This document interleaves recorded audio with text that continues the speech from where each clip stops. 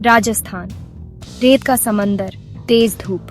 यहाँ एक गांव था, कुलधारा, सुनसान, वीरान। गांव के बाहर खड़े होकर भी डर लगता था, जैसे कोई देख रहा है। हवा में एक अजीब सी सन्नाटा छाया रहता था। यहाँ कभी जिंदगी थी, अब सिर्फ खंडहर। कुलधारा, एक ऐसा गांव जो कभी जीवन से भरा हुआ था, अब एक खंडहर में तब्दील हो चुका है। ये गांव राजस्थान के जैसलमेर जिले में स्थित है और इसे 13वीं शताब्दी में पालीवाल ब्राह्मणों द्वारा बसाया गया था। पालीवाल ब्राह्मण अपनी समृद्धि और उन्नत कृषि तकनीकों के लिए प्रसिद्ध थे, लेकिन एक रात ये पूरा गांव अचानक खाली हो गया। कहते हैं कि गांव के लोग एक अत्याचारी दीवान से बचने के लिए यहाँ से चले गए थे। गांव के खंडहरों में चलते हुए आपको हर कोने में एक कहानी मिलती है। यहाँ की हवाओं में एक अजीब सी खामोशी है, जैसे कि यह गांव अपने अतीत की कहानियां सुनाना चाहता हो। सूर्यास्त के बाद जब अंधेरा छाने लगता है तो यह जगह और भी रहस्यमयी हो जाती है। कुलधारा के खंडहरों में अब भी उन लोगों की यादें बसी हुई हैं जो कभी यहाँ रहते थे। यहाँ की गलियों में चलते हुए आपको ऐसा महसूस होगा जैसे आप समय में पीछे चले गए हैं। हर घर, हर दीवार, हर पत्थर एक कहानी बयां करता है। गांव के बाहर खड़े होकर आपको ऐसा लगेगा जैसे कोई आपको देख रहा हो। यह एक ऐसा अनुभव है जिसे शब्दों में बयां करना मुश्किल है। यहाँ की हवाओं में एक अजीब सी सन्नाटा छाया रहता है जो आपको अंदर तक हिलाकर रख देता है। कुलधारा का यह रहस्य और इसकी खामोशी इसे एक अद्वितीय स्थान बनाते हैं। यह गांव अब एक पर्यटन स्थल बन चुका है, जहां लोग इसके रहस्यों को जानने और इसके खंडहरों को देखने आते हैं। लेकिन यहाँ आने के बाद हर कोई एक ही सवाल पूछता है, क्या सच में यहाँ कुछ अजीब है? क्या सच में यहाँ की हवाओं में कुछ रहस्यमयी है? कुलधारा का यह रहस्य और इसकी खामोशी इसे एक अद्वितीय स्थान बनाते हैं। यह गांव अब एक पर्यटन स्थल बन चुका है, जहाँ लोग इसके रहस्यों को जानने और इसके खंडहरों को देखने आते हैं। लेकिन यहाँ आने के बाद हर कोई एक ही सवाल पूछता है, क्या सच में यहाँ कुछ अजीब है? क्या सच में यहाँ की हवाओं में कुछ रहस्यमयी है? कुलधारा का ये रहस्य और इसकी खामोशी इसे एक अद्वितीय स्थान बनाते हैं। ये गांव अब एक पर्यटन स्थल बन चुका है, जहां लोग इसके रहस्यों को जानने और इसके खंडहरों को देखने आते हैं। लेकिन यहाँ आने के बाद हर कोई एक ही सवाल पूछता है, क्या सच में यहाँ कुछ अजीब है? क्या सच में यहाँ की हवाओं में कुछ रहस्यमयी है? कुलधारा का यह रहस्य और इसकी खामोशी इसे एक अद्वितीय स्थान बनाते हैं। यह गांव अब एक पर्यटन स्थल बन चुका है, जहां लोग इसके रहस्यों को जानने और इसके खंडहरों को देखने आते हैं। लेकिन यहाँ आने के बाद हर कोई एक ही सवाल पूछता है, क्या सच में यहाँ कुछ अजीब है? क्या सच में यहाँ की हवाओं में कुछ रहस्यमयी है? बूढ़े लोग कहते हैं कुलधारा शापित है। एक क्रूर राजा था, सलीम सिंह। गांव की सुंदर लड़की पर नजर थी उसकी। एक रात सलीम सिंह ने गांव पर हमला कर दिया। गांव वाले गायब हो गए, कोई नहीं जानता कहां, बस एक शाप छोड़ गए, जो भी यहाँ रहेगा बर्बाद हो जाएगा। सूरज डूबने के बाद खंडहरों में हलचल शुरू होती है। बचपन में दादी माँ कुलधारा की कहानियां सुनाती थी, डरावनी कहानियां, भूतों की कहानियां। कभी कभी मुझे लगता है दादी माँ सब जानती थीं, जैसे उन्होंने खुद उस रात को जिया हो। सेक्शन 5, परछाइयां नाचने लगती हैं। एक रात मैं और मेरे दोस्त कुलधारा गए। शराब, सिगरेट और डर, हंसी मजाक कर रहे थे, डर छुपाने के लिए। फिर हवा रुक गई, परछाइयां नाचने लगीं। सेक्शन 6, अतीत का रहस्य। हमें आवाजें सुनाई देने लगीं, चीखें, रोना, धमकियां। अंधेरा घना हो गया, सांस लेना मुश्किल हो गया। हमें एहसास हुआ हम अकेले नहीं हैं, अतीत हमारे पीछे आ गया था। सेक्शन 7, भागने का समय। एक दोस्त भागने लगा, हम भी उसके पीछे पीछे।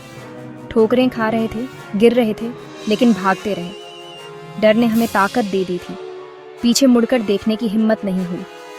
ये एक अजीब सी रात थी, जब सब कुछ शांत था, लेकिन हमारे दिलों में तूफान मचा हुआ था। हम उस गांव की सुनसान गलियों में दौड़ रहे थे, जहां हर कोने में अंधेरा था। हवा में एक अजीब सी ठंडक थी जो हमारी हड्डियों तक को कंपा रही थी। हमारे कदमों की आवाज उस खामोशी को चीर रही थी और हर कदम के साथ हमारा डर और बढ़ता जा रहा था। हमारे सामने एक पुराना टूटा फूटा घर आया। हमने सोचा कि शायद वहां छिप सकते हैं, लेकिन जैसे ही हम अंदर गए हमें महसूस हुआ कि वहां भी कोई सुरक्षित जगह नहीं थी।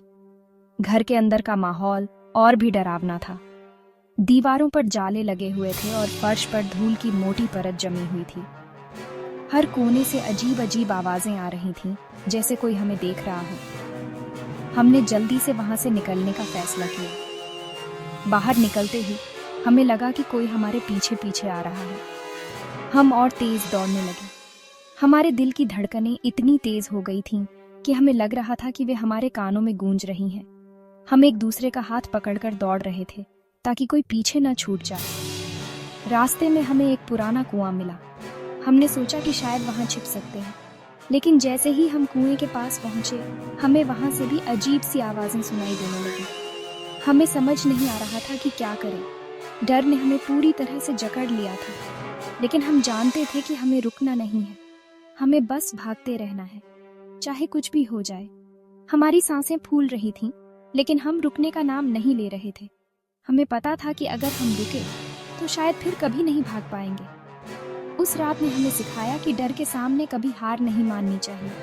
चाहे हालात कितने भी मुश्किल क्यों ना हो, हमें हमेशा आगे बढ़ते रहना चाहिए।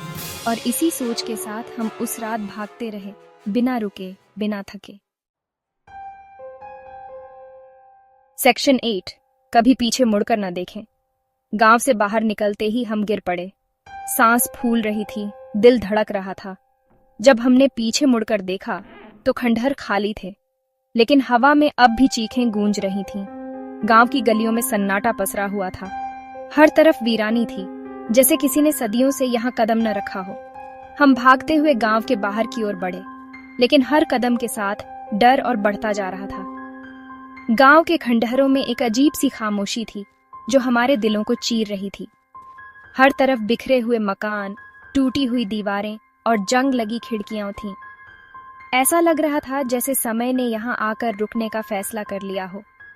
हमारे कदमों की आवाज भी हमें डराने लगी थी। हर कदम पर ऐसा महसूस हो रहा था जैसे कोई हमें देख रहा हो, कोई हमारी हर हरकत पर नजर रख रहा हो। गांव से बाहर निकलते ही हमने राहत की सांस ली, लेकिन यह राहत भी कुछ ही पलों की थी। जैसे ही हमने पीछे मुड़कर देखा, खंडहरों की खामोशी ने हमें फिर से घेर लिया।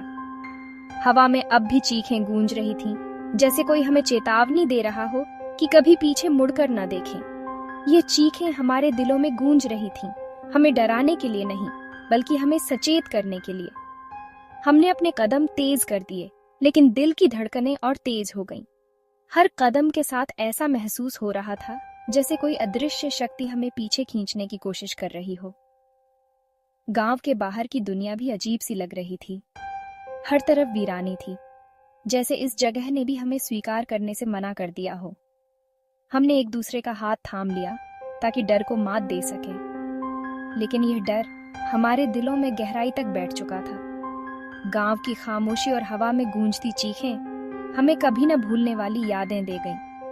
ये यादें हमें हमेशा याद दिलाती रहेंगी कि कभी पीछे मुड़कर न देखें। हमने अपने सफर को जारी रखा, लेकिन दिल में एक अजीब सा डर और खौफ था। यह सफर हमें सिखा गया कि कभी भी अतीत में झांकने की कोशिश न करें, क्योंकि अतीत में सिर्फ खंडहर और चीखें ही मिलती हैं। हमने अपने कदमों को और तेज कर दिया ताकि इस डरावनी जगह से जितनी जल्दी हो सके दूर जा सके, लेकिन यह डर हमारे दिलों में हमेशा के लिए बस चुका था। गांव की खामोशी और हवा में गूंजती चीखें हमें हमेशा याद दिलाती रहेंगी कि कभी पीछे मुड़कर न देखें। ये सफर हमें सिखा गया कि अतीत में झांकने की कोशिश करना सिर्फ दर्द और खौफ ही लाता है। हमने अपने सफर को जारी रखा, लेकिन दिल में एक अजीब सा डर और खौफ था। ये सफर हमें सिखा गया कि कभी भी अतीत में झांकने की कोशिश न करें, क्योंकि अतीत में सिर्फ खंडहर और चीखें ही मिलती हैं। सेक्शन 9, शापित गांव। कुलधारा अब भी वीरान है। एक चेतावनी, एक याद दिलाता है, अतीत कभी नहीं मरता,